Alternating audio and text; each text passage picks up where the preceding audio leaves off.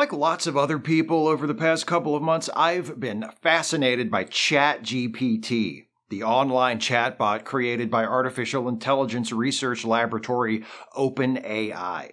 It's an impressive piece of software. You can carry on a conversation with ChatGPT, and while it's obvious you're not talking to a fellow human being, it's also much smoother and more true to life than other less sophisticated chatbots I've played with in the past. When I was a teenager, I had a comparatively primitive program called Frank the Computerized Psychologist. You could carry on a conversation with Frank, who would typically respond by turning whatever you said into a question. It was fun, but it got old quick because Frank's capabilities were very limited. Sorry, Frank, wherever you are. ChatGPT has its limitations too, but they leave you with a lot more room to have fun. Much of the discourse surrounding it since it first became publicly accessible back in November has centered on the troubling implications a freely available AI might have for education or scientific research. But I think these concerns are a bit premature. ChatGPT isn't that convincing, at least not yet. I get why people are concerned, especially people who haven't actually used ChatGPT all that much. Its capabilities go beyond those of a simple chatbot. You can give ChatGPT prompts, and it will write stuff for you. Like, you know all those Twitter gags where someone is like, I forced an AI to watch every episode of The Big Bang Theory and then told it to write an episode? ChatGPT can actually do that. Sort of. You won't get a teleplay for a full 22-minute episode, but you will get a scene. The scene probably won't be very funny, but fortunately you asked it to mimic The Big Bang Theory, so that's not a problem. You can also ask it to write 5-paragraph essays on a thesis you give it, and it'll give you a product that is plausibly human. So that might be a problem for English professors, except that, one, I don't think English professors assign 5-paragraph essays so much anymore. According to my professors when I was in college, they were starting to move away from that format, and it's been a while since then. Not as long as you might be thinking, though. I was a non-traditional student. And 2, students, traditional and otherwise, might not want to use ChatGPT to write their papers for them because while it talks a pretty good game, it doesn't always back it up with, facts. In other words, you can ask ChatGPT to write an essay for you, and what it comes up with might pass muster as having been written by a human, but whether or not any of what it writes is true is anybody's guess. So, while I'm sure some dipshit high school students, and maybe even some dipshit college students might try to cheat by outsourcing their writing assignments to ChatGPT, I don't think there's anything to worry about at this point. At this point, ChatGPT is just good enough to impress us a little and provide us with a bit of fun. I've been feeding prompts to ChatGPT for a couple of months now, and I've gotten some pretty entertaining results. But here's what I've figured out. The secret to a good ChatGPT result is a good prompt. The bot is very good at synthesizing disparate elements into a coherent or semi-coherent whole, but it's not very imaginative. That imagination has to come from you. You can't just tell it, write me an episode of The Big Bang Theory. It'll come up with something so bland and rote and witless you'll think it's the script of an actual episode of The Big Bang Theory. You need to spice it up a little, make things interesting, or better yet, make things weird. For example, write a scene from The Big Bang Theory where Leonard confesses to Sheldon that he is actually a time traveler from the 51st century who traveled back to the 21st century as his prize for winning the annual Best at Sex competition. Here's what ChatGPT made of that. The scene opens in Leonard and Sheldon's apartment. Sheldon is sitting on the couch, surrounded by his books and papers, working on a physics problem. Leonard enters the room, looking nervously around. Sheldon notices his roommate's strange behavior and looks up from his work. Leonard, is something the matter? Sheldon, there's something I need to tell you. It's kind of a big deal, and I'm not sure how you're going to take it. I'm listening. I'm a time traveler, Sheldon. I'm from the 51st century, and I won the annual Best at Sex competition, which earned me the right to travel back in time to any point in history that I wanted to. I chose to come back to the 21st century because I wanted to see what it was like to live in the age of the Big Bang Theory. Sheldon's eyes widen with surprise and disbelief. That's impossible, Leonard. Time travel is still purely theoretical and has yet to be proven. Even if it were possible, it would require technology and energy far beyond anything that currently exists. That's true, Sheldon, but in the 51st century, science and technology have advanced to the point where time travel is possible, and I can prove it to you. Leonard reaches into his pocket and pulls out a small metallic device. He hands it to Sheldon, who examines it closely. This is astounding, Leonard. If this device truly allows you to travel through time, it would be the greatest scientific discovery in the history of humanity. It is, Sheldon, and I'm here to use my knowledge of the future to help shape the world of the 21st century for the better. Sheldon is still in shock, but starts to consider the possibilities that Leonard is the real time traveler, and starts to question him more on this. The scene closes with Sheldon and Leonard discussing the implications of time travel and the future of science and technology. It's worth to mention that this is a fiction story, and time travel is not yet possible in our current understanding of science. I love that little note at the end, just in case anyone might read this bot-generated scene from a shitty sitcom and think, oh my god, they invented time travel! So, yeah, I've been amusing myself by coming up with the most creative writing prompts I can think of, giving them to ChatGPT, and seeing what it comes up with.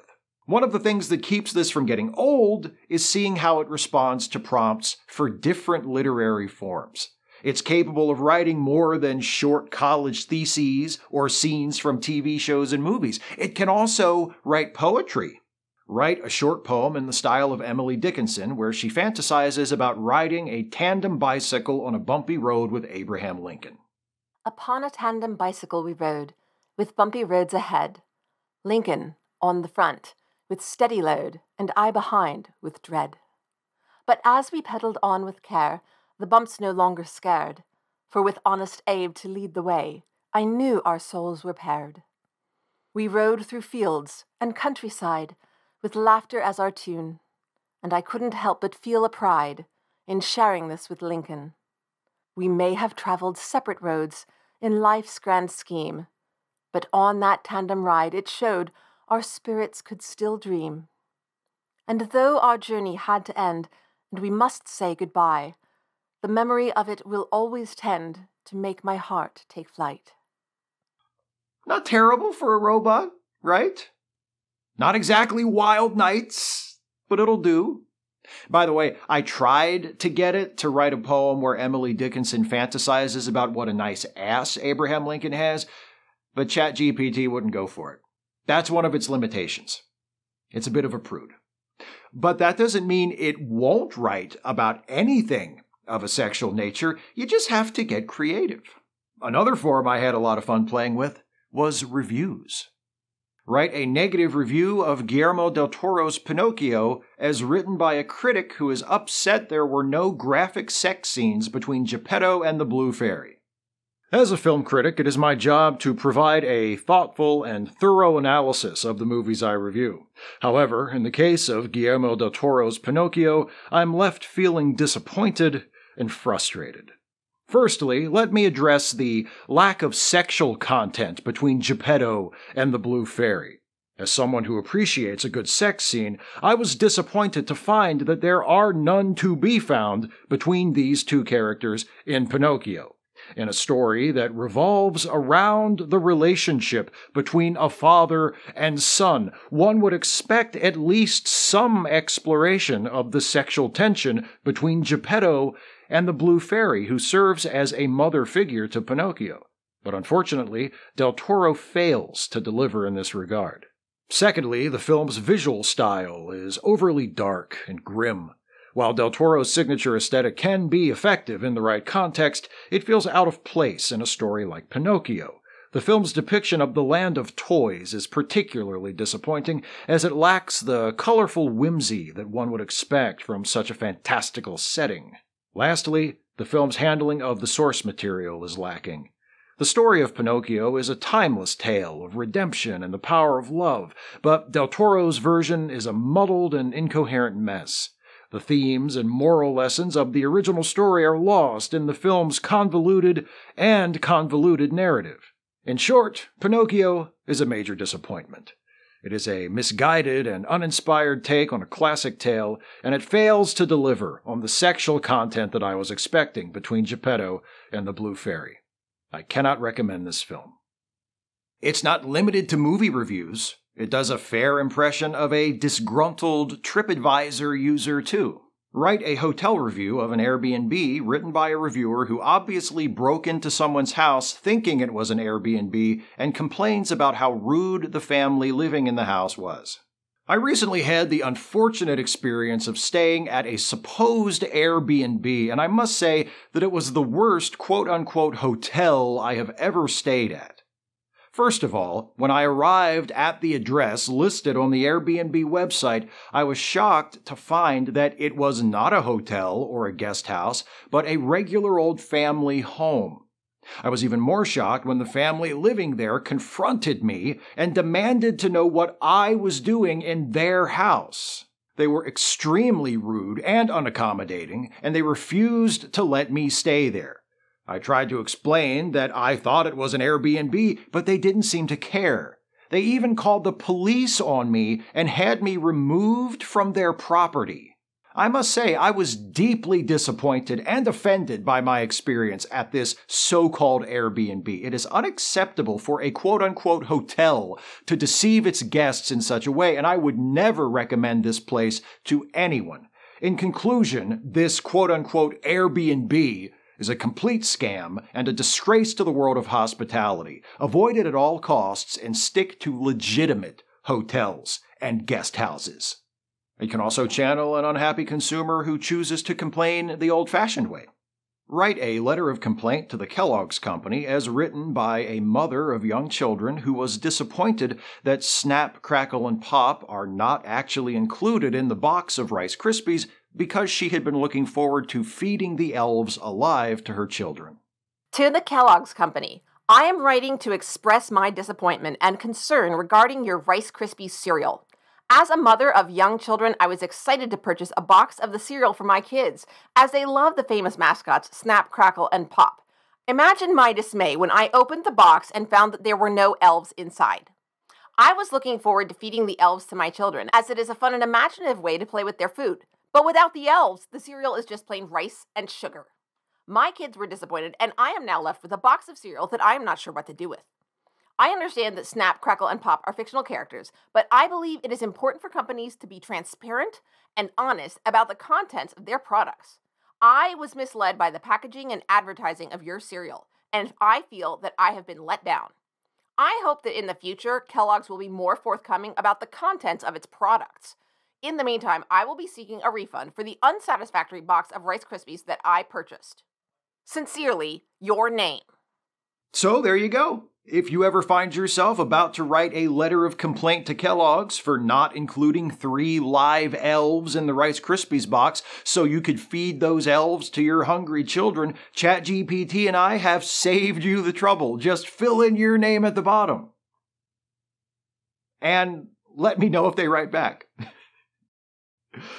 Need copy for a campaign ad?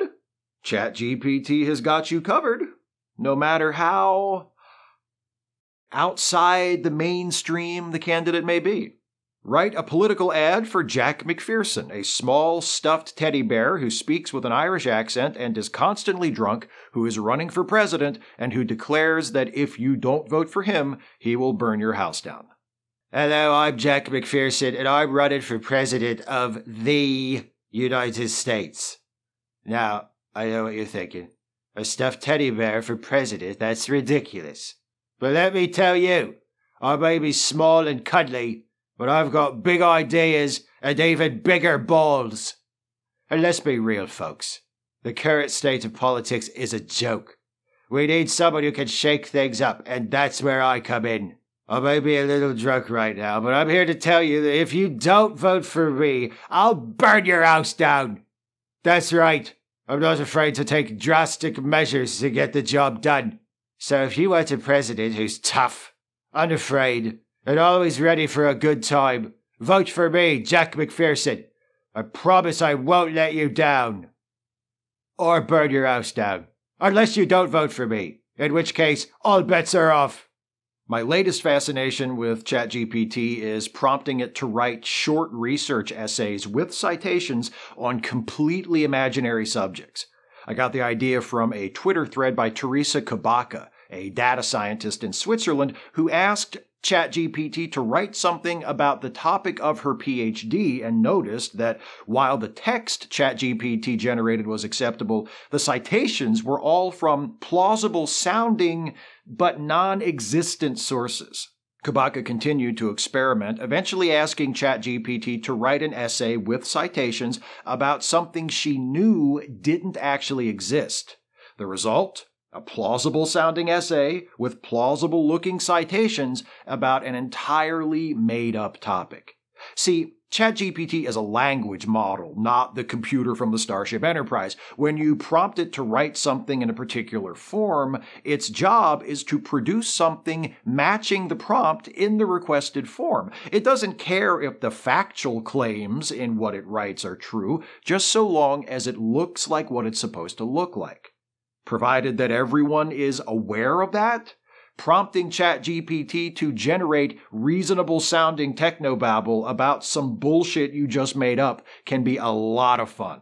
Write a 5-paragraph research essay with in-text citations and a works cited page on the thesis, extracoaxial ventriculation is an effective method of increasing the efficiency of Brownian motion-based subtractive manufacturing. Brownian motion-based subtractive manufacturing is a process in which particles suspended in a fluid are used to etch or mill a workpiece.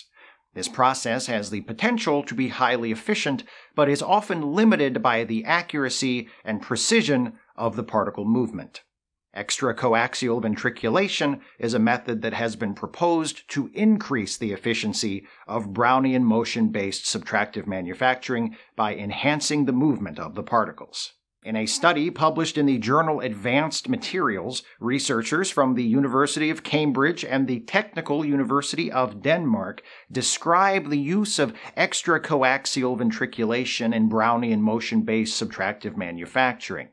The authors state that by applying a rotating magnetic field to the system, the movement of the particles can be controlled and directed more accurately toward the workpiece, Lee et al. 8. This results in a more precise and efficient etching or milling process.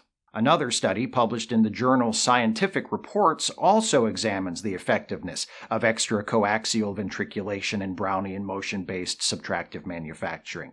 The authors of this study, from the University of Manchester and the Chinese Academy of Sciences, find that the use of extracoaxial ventriculation leads to a significant increase in the precision and accuracy of the machining process. Zhang et al. 5. They also observe a reduction in the time required for the process, indicating an overall increase in efficiency. In addition to the studies mentioned above, several other research articles have also reported on the benefits of extracoaxial ventriculation in Brownian motion-based subtractive manufacturing. These include a paper published in the journal Nanotechnology, which finds that extracoaxial ventriculation leads to an improvement in the surface finish of the machined workpiece, Wang et al. 6. And a study published in Small, which demonstrates the ability of extracoaxial ventriculation to enable the machining of complex and intricate shapes, Lee et al. 14. In conclusion, extracoaxial ventriculation is an effective method of increasing the efficiency of Brownian motion-based subtractive manufacturing. The use of this technique leads to a more precise and accurate machining process, as well as a reduction in the time required for the process. Extracoaxial ventriculation also has the potential to enable the machining of complex and intricate shapes and improve the surface finish of the workpiece. Is that some turbo-encabulator level bullshit or what? And dig how convincing that Works Cited page is. The only dead giveaways that something fishy is going on are those page numbers. Page 1,904,057? Makes the name of that journal a bit ironic, doesn't it? Also, the page numbers cited in the body of the essay don't match up with those goofy page numbers in the Works Cited at all, but that's just part of the fun. With all this goofiness, are there any legitimate uses of ChatGPT to the average member of the general public? Aside from personal amusement, I think there are. It's not a very good research assistant, but because its intended function is creating text, crafting language, it can help if you're struggling to put something that you already know is true into words. What is a definition of woman that is trans-inclusive? A woman is a person who identifies as a woman or who is assigned female at birth. This definition includes transgender women who were assigned male at birth but identify as women. It is important to use inclusive language when referring to women so that all individuals who identify as women feel included and respected. You may have noticed that this definition is so trans-inclusive that it includes all trans people in the definition of woman, even trans men. An attempt was made, okay? I asked for an inclusive definition, and it's trying so hard to give me what I want. It's not perfect, but it's an attempt at an inclusive, trans-affirming definition. And maybe if someone was struggling to come up with such a definition in the face of some transphobe sea-lioning them by asking them to define the word woman, it might provide a helpful step in their thought process. ChatGPT is not creative, but used properly, I think it can be a useful creative tool. And an educational one. My friend Dana, who you've heard reading the results of some of the prompts I've shared with you, is a high school English teacher and has devised an assignment where her students read 4 paragraphs about a given topic, 3 of which were written by their classmates, 1 of which was written by ChatGPT, and attempt to identify which paragraph is the AI-generated one. I think that's a clever way of using ChatGPT to allow students to practice identifying a particular writer's voice. ChatGPT's writing is usually easy to spot to a trained ear since, despite its impressive qualities, it doesn't have much personality. Or perhaps I should say, it only has whatever personality you impart to it through your prompt. What you put in is what you get out. If you feed it a little imagination, it'll give you back something a little imaginative. If you feed it weird, it'll give you back weird. If you feed it tolerance and acceptance, it'll give those things back to you. If you feed it the opposite of those, well, you get the idea. ChatGPT is many things: a tool, a toy, a technological marvel, and a mirror. We created it so we could tell it what to create. How we use it, what we choose to do with it, says less about it than about us. Rewrite a famous quote by Winston Churchill to be about farts. Never in the field of farting has so much been let by so many to so few. See?